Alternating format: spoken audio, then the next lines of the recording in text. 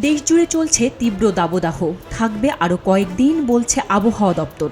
জনজীবন হয়ে উঠেছে দুঃসহ। মধ্যবিত্তরা ছুটছে এসি কিনতে, যাদের এসি কেনার সামর্থ্য নেই তারা কিনছেন এয়ার কুলার।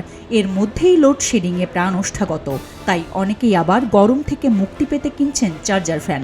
যেভাবেই হোক তীব্র গরম থেকে রক্ষা পেতে হবে, এই যেন পণ সবার। দেশে পড়েছে স্মরণকালের ইতিহাসের সর্বোচ্চ গরম। ঘরে বাইরে সবাই করছে হাঁসফাঁস। এসির দোকানে বেশ ভিড়। যা ছিল একসময় মধ্যবিত্তের কাছে বিলাসিতা, এবার সেটা শুধুমাত্র বিলাসিতা নয়, পরিণত হয়েছে অত্যাবশ্যকীয় উপাদানে। অসহনীয় গরম, মানুষ একটু কম খেয়ে হইলেও একটু স্বস্তিতে থাকতে চায়, যার কারণেই বাজেট বলেন এদিক সেদিক করে হলেও সবাই একটু এসি কিনতে চায় আর কি। আমাদের সাধারণ মানুষের হাতের নাগালের বাইরেই সবকিছু চলে যাচ্ছে। তারপর এখন কি করবো, কিনতে হচ্ছে, যেহেতু মধ্যবিত্ত ফ্যামিলির মানুষ, আমাদের কিনতে হবে, কিছু করার নেই। এক একটা এসিতে 2000 করে বেড়ে যাচ্ছে এরকম। তো এত ভিড় সেখানে, লাইন ধরার মতো, তারপরে ওই বেশি দিয়েই নিলাম। এসির পাশাপাশি চার্জার ফ্যান কিংবা এয়ার কুলারও কিনছেন ক্রেতারা। ঠিক যার যা প্রয়োজন সামর্থ্য অনুযায়ী সেটাই কিনছেন তারা। অনেকে আবার দেখে শুনে দামে না মেলায় ফিরে যাচ্ছেন। গরমে পণ্যের যখন আকাশচুম্বী চাহিদা, সুযোগ বুঝে বাড়ানো হয়েছে দামও। কিন্তু গরমে অতিষ্ঠ ক্রেতারা নিরুপায়, প্রয়োজনে কিনতে হচ্ছে বেশি দামেই। বাংলাদেশের ব্যবসায়ীদের একটা কমন বৈশিষ্ট্য হয়ে গেছে এখন, যে সিচুয়েশন যখনই সাধারণ মানুষের এগেনস্টে যাবে তখনই তারা দাম বাড়িয়ে দেওয়ার একটা প্রবণতা সবসময় ছিল আর কি। এটা পৃথিবীর অন্য কোনো দেশে হয় না, বাংলাদেশে হয় আর কি। আমাদের সিন্ডিকেটের মাধ্যমে সবকিছু দাম বেড়ে যায়। তো দাম বেড়ে যাওয়ার কারণে আমরা কিন্তু কিনতে পারি না, আমাকে প্রপার আমরা প্রোডাক্টটাও পাই না। তখন এটার একটা বিশ্বে একটা ভার্সন চলে আসে। তো আমাদের কষ্টটাও বেড়ে যায়, প্লাস দামটাও বেড়ে যাচ্ছে, আমাদের কোনো সুবিধা হচ্ছে না। ক্রেতারা যখন বলছেন এই কথা, বিক্রেতাদের কণ্ঠে আবার ভিন্ন সুর। তবে কোনো বিক্রেতা আবার স্বীকার করলেন দাম বাড়ানো হয়েছে, তবে তারাও নিরুপায়ী।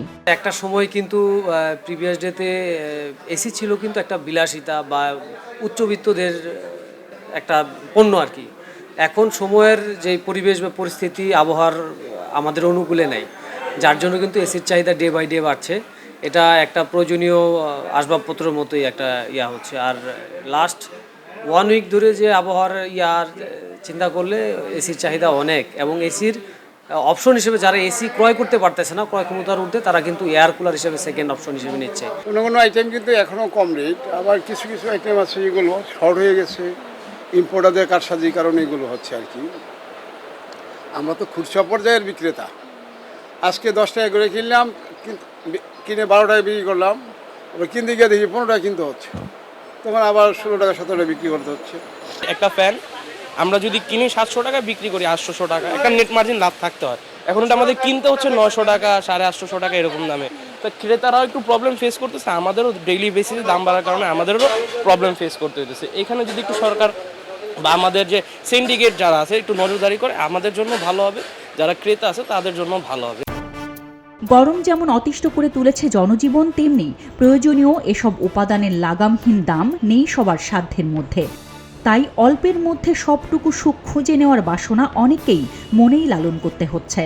প্রচণ্ড এই দাবদাহ থেকে বাঁচতে মানুষ আসলে এসি, এয়ার কুলার কিংবা চার্জার ফ্যানের দিকে ঝুঁকছে, এবং এই বাজারগুলোতে এসি, চার্জার ফ্যান বা এয়ার কুলারের দাম কিন্তু বেড়ে গেছে।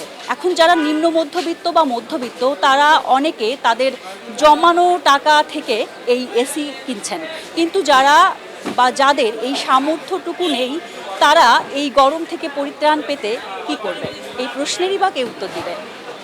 চন্দনা বিশ্বাস, খবরের কাগজ। এলো মুক্ত চিন্তার স্বাধীন দৈনিক খবরের কাগজ।